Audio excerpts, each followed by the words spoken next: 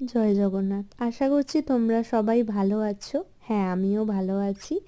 আর আজকে আমি যে ভিডিওটা বানাচ্ছি সেটা অপরাজিতা ফুলের পাতা দিয়ে করছি কাজটা।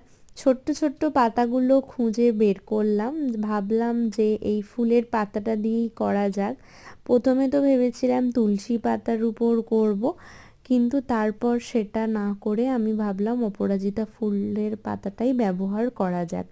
তুলসী পাতার উপরও আগে কাজ করেছি, তবে হ্যাঁ তখন ভিডিও করতাম না, সেই সময় করেছিলাম। তো দেখো তোমাদের সাথে আমি শেয়ার করলাম প্রভু জগন্নাথ দেব, সুভদ্রা আর বলরামের ছোট্ট ছোট্ট কিছু কাজ। তো কাজটা বন্ধুরা কেমন লাগলো তোমরা অবশ্যই জানিও। আর এই তুলি দিয়ে আর ছোট্ট করে গোল করে পাতাটাকে কেটে আমি রথ বানিয়েছি।